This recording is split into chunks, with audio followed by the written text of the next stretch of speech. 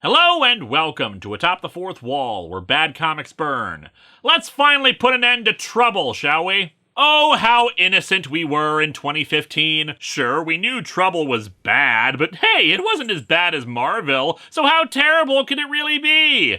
Yeah, the story is a disaster. It failed to bring back romance comics, the characters are annoying or unlikable, the art is fine, but the Dodsons have done much better work, and then the attitudes from the previous issue are wince-inducing at best. The continuity with actual Marvel history is laughable. One final reminder, Peter's parents canonically were CIA agents.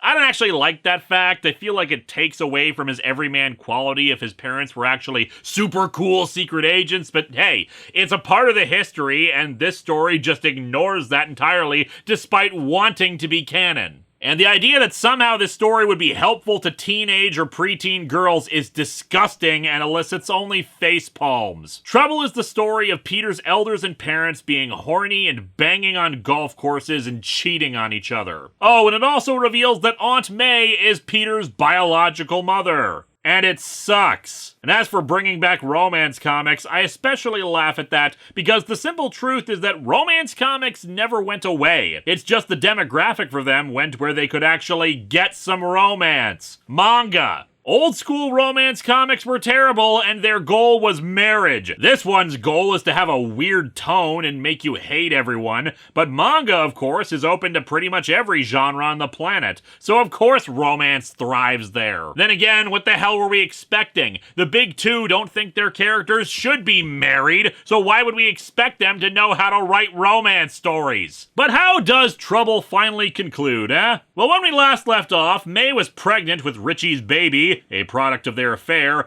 and she elected to run off into the world with Mary's savings so she could try to make a new life for herself. Because a comedy angel and devil made her question her self-worth. So let's dig into Trouble number 5 and finally put this damn thing to rest.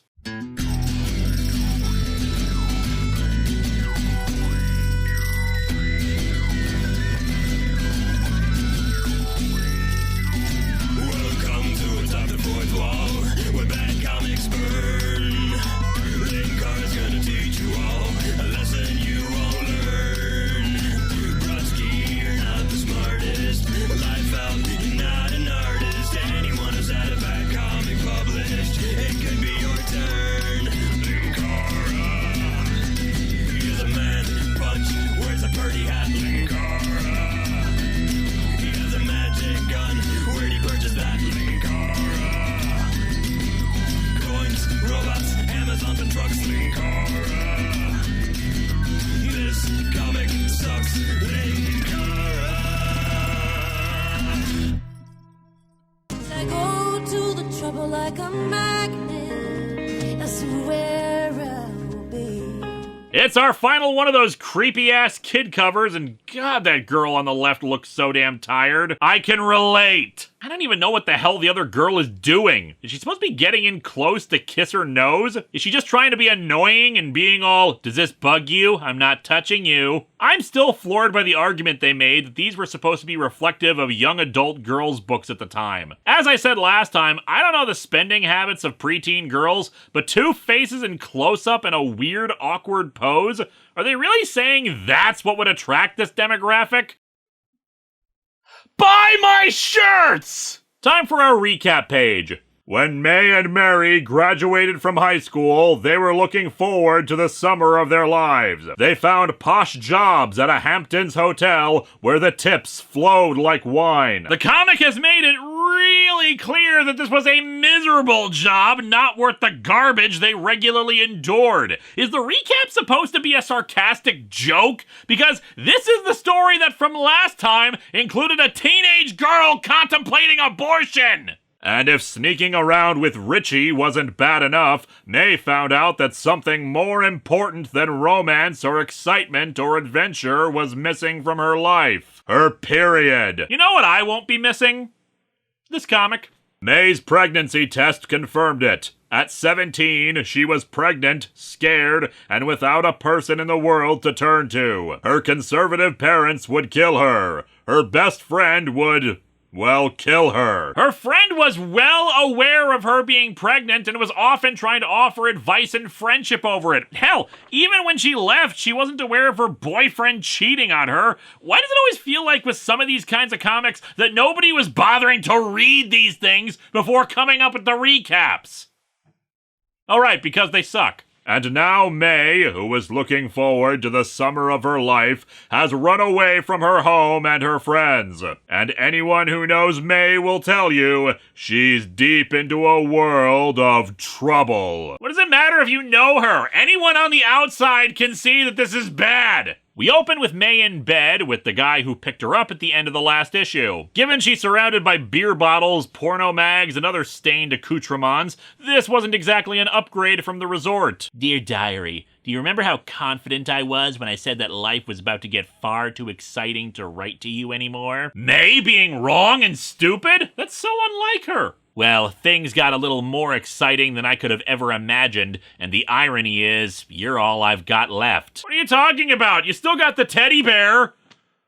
And the porno mag, I guess, though I don't know how comforting that is right now. After recapping what happened before, she now mentions that the guy she's living with doesn't know she's pregnant, suspecting that he'll kill her if he finds out. Seems like it might be time to resume hitchhiking then. I spend my days waiting tables, my evenings cleaning up, and my nights devising schemes for not having sex. You haven't met Paolo, and I don't think you'd like him either. Yeah, that's a little surprising, honestly. Given the scummy surroundings and the way she talks about him, it kind of makes it sound like he'd have tried to assault her by now.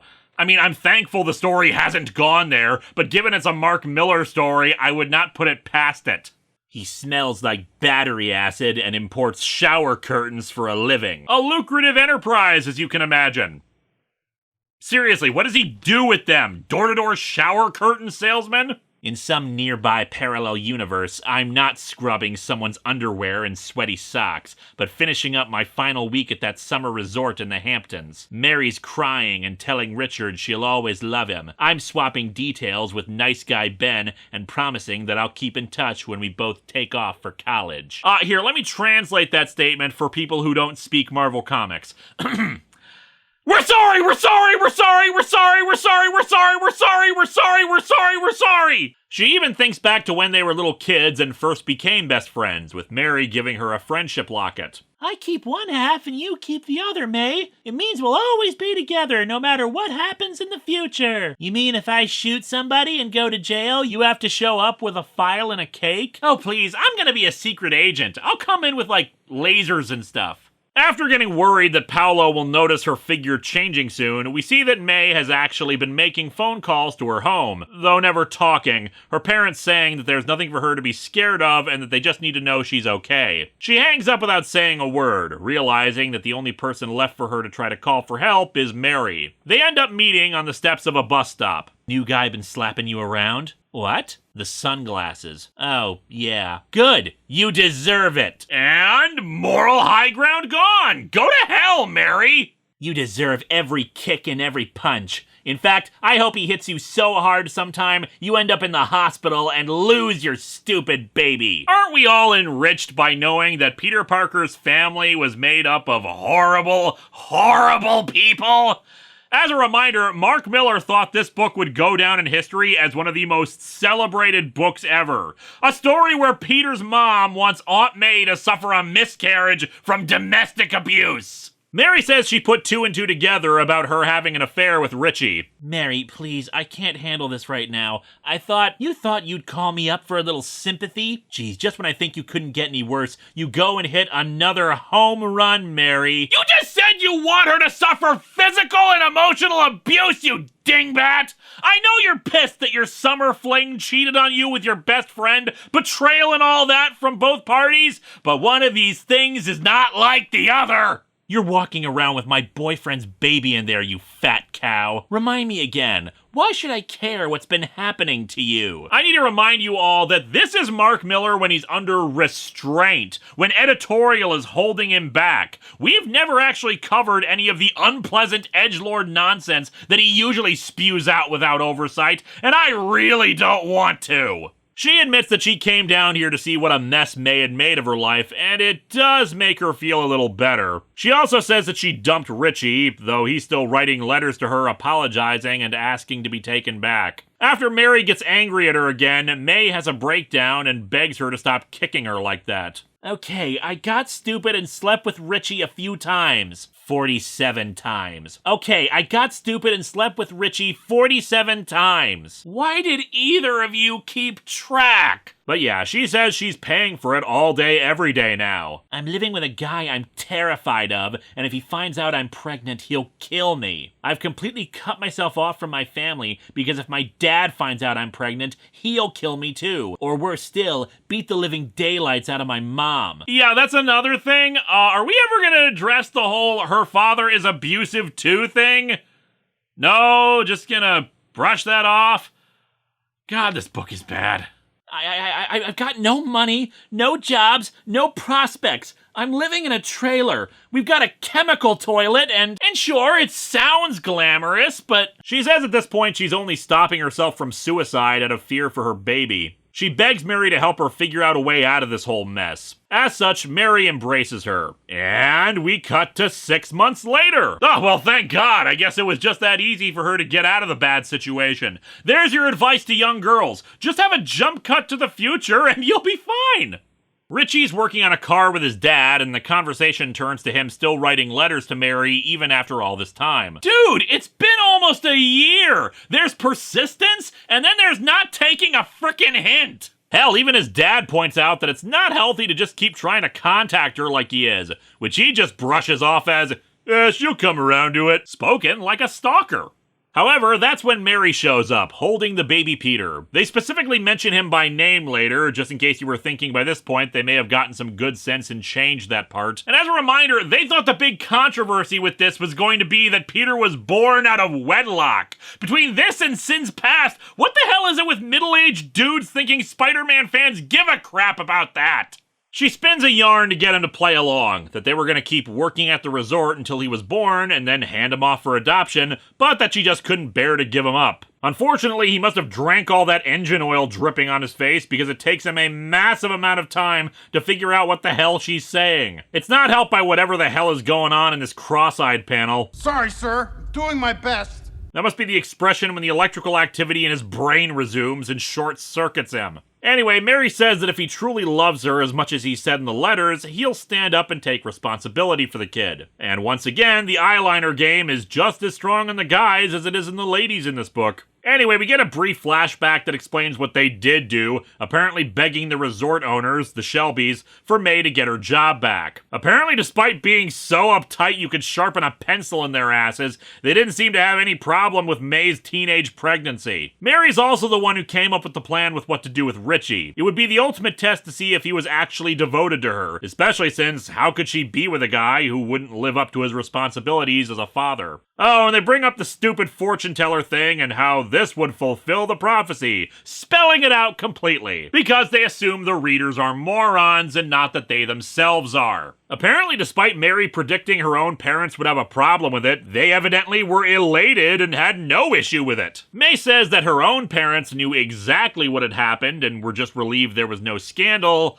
although it's making me wonder how much of May talking about her family is actually an unreliable narrator, since we really see no evidence of anything she's talked about. It's entirely possible that she was being completely serious and correct, but again, the whole domestic abuse stuff feels like the kind of thing that needs a little more expansion if that's the case. 18 months later, we're at Mary and Richie's wedding. Hey Richie, you ever meet my dad's old army pal, Bucky Barnes? We're sorry! It's in an alternate universe, see? We're sorry! I was telling him you just got the green light for the Marines last night, kiddo. Hey, the Marines are the same thing as the CIA, right? Nobody'll notice. Ben and May have met up again, with May now looking more like traditional Aunt May, just younger. She claims she lost the baby in the first trimester, and it's pretty evident that they're gonna get back together despite both currently dating other people. Listen, before I get dragged up there again, you gotta tell me, did you ever get that camper van you were gonna buy? What? You know, that mystery machine thing one of your neighbors was gonna sell you. Whew, thank God we're getting resolution on that. I was thinking the entire story was gonna fall apart if we didn't know. God, I wish. That guy still owes me my $20 deposit, and I never even got any of those free driving lessons he promised either. Really, what I take away from this whole story is that apparently Aunt May was a big Scooby-Doo fan. And so our comic, and this entire mini-series, ends with her getting Ben's phone number and remarking to herself that she hopes that her mother will be wrong about her being only a bridesmaid, never a bride. Oh, and the ending 4 digits of his number are 1963, to hint at the year Spider-Man first debuted. Except not really, because 1963 was when Amazing Spider-Man #1 came out, not when Amazing Fantasy #15, his actual debut, came out. That was 1962.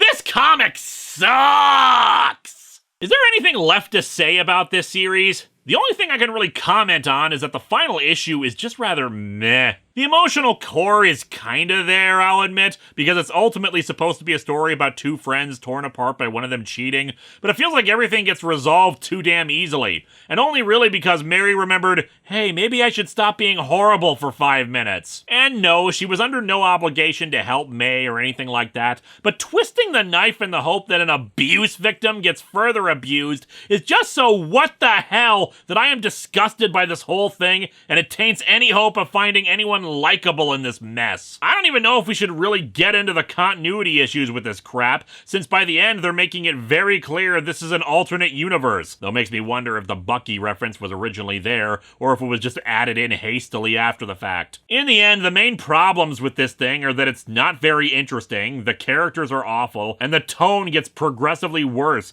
with issue #4 probably being the worst in that department. But hey, there is a big continuity issue we probably should talk about real quick. It's a thing that everyone was wondering why I hadn't mentioned yet. That's because I was saving it for this finale. How the hell are Aunt May and Uncle Ben so incredibly old if May gave birth to Peter at 17? Did nobody think of that during this process? At all? Like, Aunt May's whole thing is she's so old that if she eats anything spicier than a Werther's original, her heart will explode. But then again, maybe that's entirely the problem with Trouble. Nobody was thinking. Next time, another Patreon-sponsored review as we once again travel to the past and their future, which is also our past.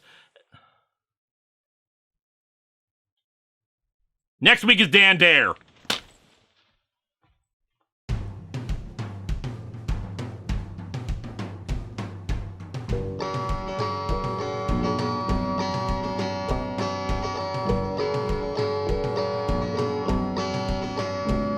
I'm sitting on my couch reviewing comics, the worst words that you will ever see. It's sad that comic books are for geeks, but they're not. They're for everybody.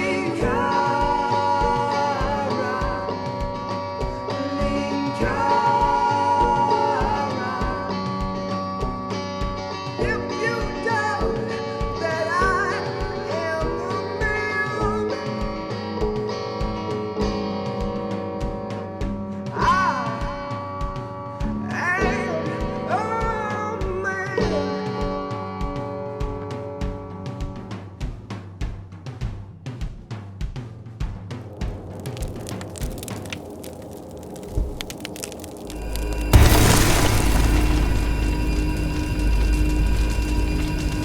I mean, how do we even reconcile this story with everything else? Or how can we at least erase it so we never have to think about it again? The Cosmic Cube can do anything!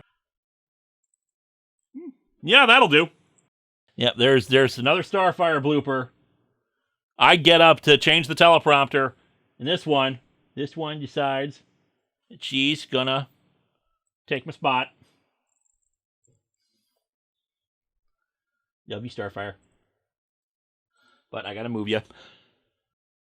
Hello, my friends. Please be sure to like this video, subscribe, hit the bell, and share it with others. And if you get a chance, maybe check out my Patreon.